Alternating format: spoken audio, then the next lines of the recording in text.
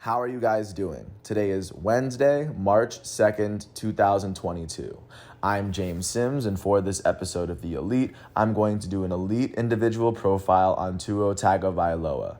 The elite Hawaiian quarterback for the Miami Dolphins turns 24 today, and my intention with this episode of The Elite, of course, is to focus on Tua Tagovailoa's elite impact on the game, despite the fact that there are so many people vying for the 32 spots in the NFL where you have the opportunity to be the starting quarterback and virtually make the decisions in split time for a franchise at this level.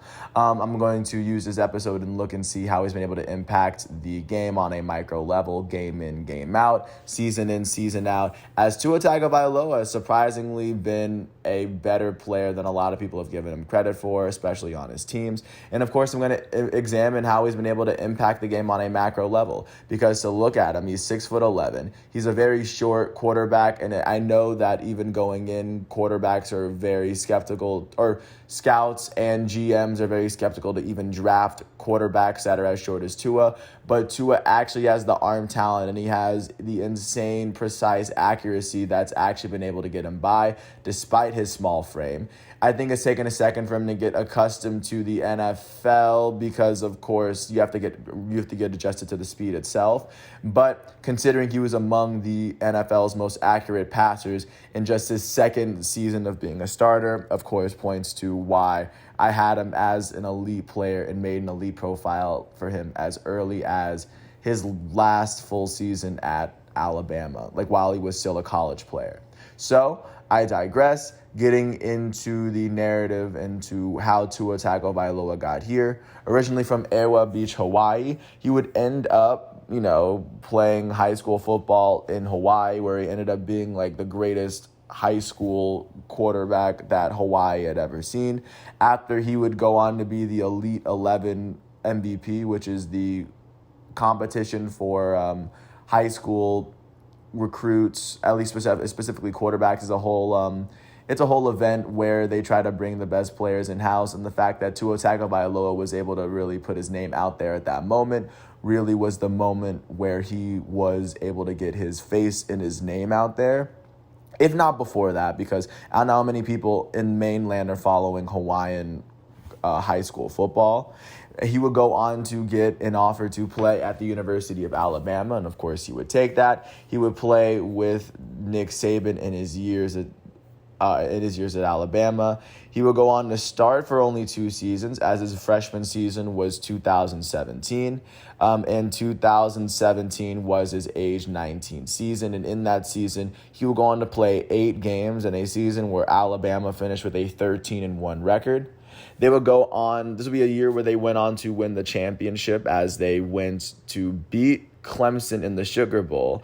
And then they would go on to win the college football national championship over Georgia. Let's not forget that Georgia was up over Alabama by a considerable amount. They were up 13-0 at the half, and this was when Alabama had to sub Tua Tagovailoa in for Jalen Hurts, who was the starting quarterback at the time, and they would go on to win this game, as Tua Tagovailoa would end up throwing touchdowns to Calvin Ridley and Devontae Smith. Both wide receivers are in the NFL, by the way. Very good wide receivers, by the way. And that would be the legacy of Tua Tagovailoa as he stepped up in the championship as a freshman. And even looking at what he had done this season, in his freshman season, in the 8 games he played, he would throw about 636 yards, 11 touchdowns, and 2 picks. And he was the backup quarterback for Alabama, so they virtually put him in during garbage time just to run up the score.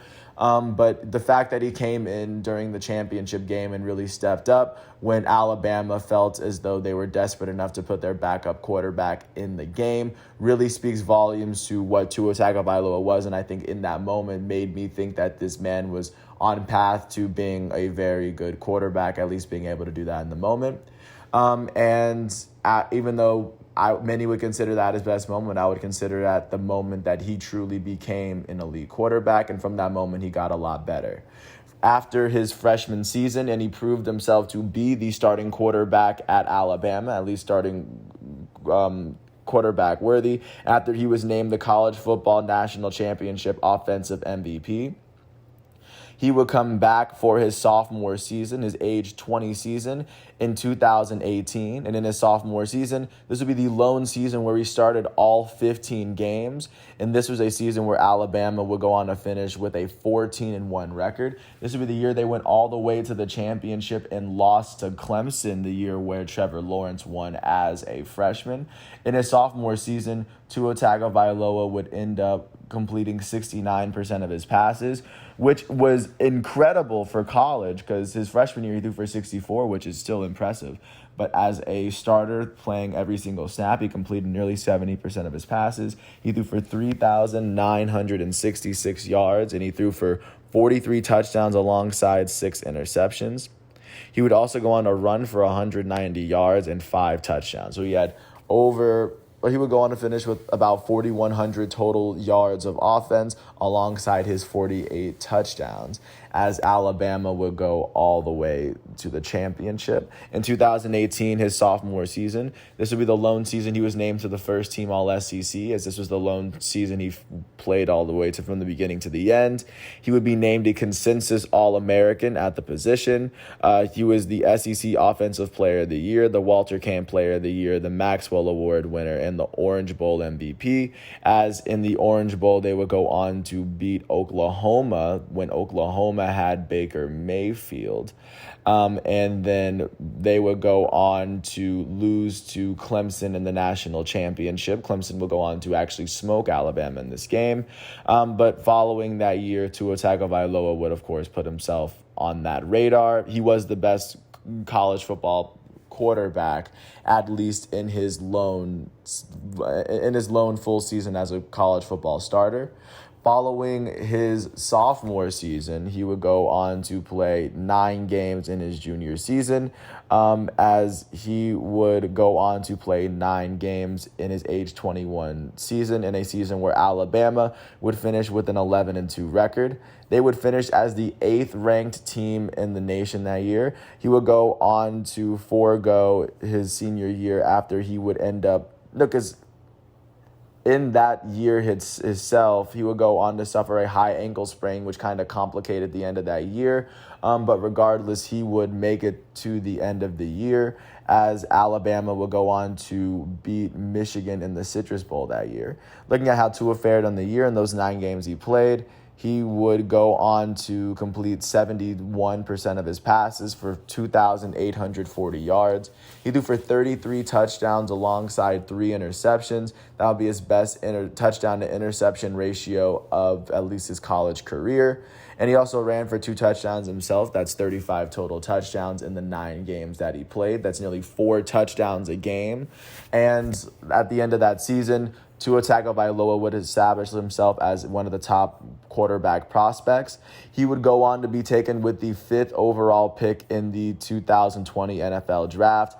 He was taken 4 picks after the first quarterback taken in the draft, the number 1 overall pick, Joe Burrow, the previous year's Heisman Trophy winner, who would go on to be named the Comeback Player of the Year this most recent year in 2000 for the 2021 season, as he was selected out of LSU. But Tua was also taken 3 picks after Chase Young, the elite defensive end who went to the Washington Redskins, who that's their name at the time, out of Ohio State. Justin Herbert, the elite starting quarterback for the Los Angeles Chargers, was taken the pick right after Tua Tagovailoa out of Oregon. And then Justin Jefferson, the elite wide receiver for the Minnesota Vikings, was taken out of LSU within that round, just to get a sense of how great his draft class, the talent in his draft class was. And after that 2020 draft, he would be taken by the Miami Dolphins, where of course he has played up until now. His very first season was the 2020 season, which many will remember was the season where the NFL had no fans because of the COVID-19 pandemic. But regardless, he would go on to start 9 of the 10 games he played in a season where the Dolphins would finish with a 10-6 record. He would have to take over as they were not starting so well. He himself finished with a 6-3 record, meaning that the team itself was 4-3 without him at least going into there. But he did a very good job of helping the Dolphins land the ship. Even though they had a 10-6 record, they would miss the playoffs in Brian Flores' second season coaching the team. In his very first season there, Tua Tagovailoa would complete 64% of his passes as he threw for 1,814 yards. He threw for 11 touchdowns and 5 interceptions. Pretty solid to throw only 5 interceptions in 10 games played. Not to mention that he also ran for 109 yards and 3 touchdowns. So he would go on to finish with about 1,900 total yards, and he would finish with 14 touchdowns to help the Miami Dolphins almost make the playoffs, would finish with a double-digit amount of wins for the first time in about a 4-year stretch. So, I mean, they missed the playoffs, but that would still be a solid way to land that ship. And following that season, he would return for his second year as a starter for this Miami Dolphins team. In his age 23 season, he would start 12 of the 13 games he played in a season where the Dolphins finished with a 9-8 record in the NFL's first season, where where every team would go on to start 17 games instead of 16. And Brian Flores' last season, Tagovailoa would finish with a 7-5 record in the 13 games he played. He would go on to complete 68% of his passes, which would be 4% better than what he had done the year before. In his first semi-full season as a starting quarterback, he would throw for 2,653 yards. He would throw for 16 touchdowns alongside 10 interceptions. And on the ground, the Miami Dolphins quarterback would run for 128 yards and 3 touchdowns. He would go on to finish with about 2,800 total yards of offense, as he had 19 total touchdowns in the season, as he would prove himself to be the starter of this Miami Dolphins season moving forward. I don't think there's going to be much of I imagine that this is going to be the year that he most definitely will have to prove himself, as he is going to be the full-time starter of the Miami Dolphins from the beginning to the end. And I think the narrative for Tua Tagovailoa is that when he's had the moment to prove himself, he's most definitely had that moment. I do think that in due time, once the Dolphins provide the right amount of protection around him, I do think that his accuracy hints that once he has the right tools around him, that the Dolphins can be a very formidable team. I know that Tua Tagovailoa has his back against the wall, and I might be one of very few people that still sees Tua within this light as a football player from beginning to end. It's very possible that Tua Tagovailoa could completely fall off this season. It could be very possible that he makes a complete jump. I do think that the true test will be this upcoming year, as next year I'll either have a profile for Tua Tagovailoa or I won't. I'll be as plain and simple. I'll be as clear as that. But I do think that Tua Tagovailoa is an elite football player when you examine his entire body of work and you examine the context that's led him here. As much hate as he gets, he hasn't had a losing record as a starting quarterback for the Miami Dolphins, who, if you've last checked, aren't that great of a roster. So with that said, I do think that he's deserved a little bit of patience, at least up until now. And with that said, I want to thank the college football and pro football reference websites. I want to thank the NFL and the ESPN websites for the facts and figures that I needed in order to do this. And with that said, I will come back tomorrow on Thursday, March 3rd, for another episode of The Elite. Once everything is done today, and hopefully by this time next year, I'll do another episode for Tua Tagovailoa. Thanks everyone once again for listening to all 14 minutes of this piece. I do hope all is well, and if you ever get a chance to watch Tua Tagovailoa, I would. He's wearing number 1 for the Miami Dolphins, and the day he was drafted, I thought that he would be the one to change the Miami Dolphins franchise.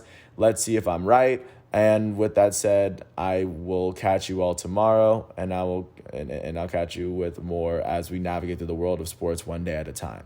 I'm James Sims. This is The Elite. Thanks for listening to my piece, and peace out.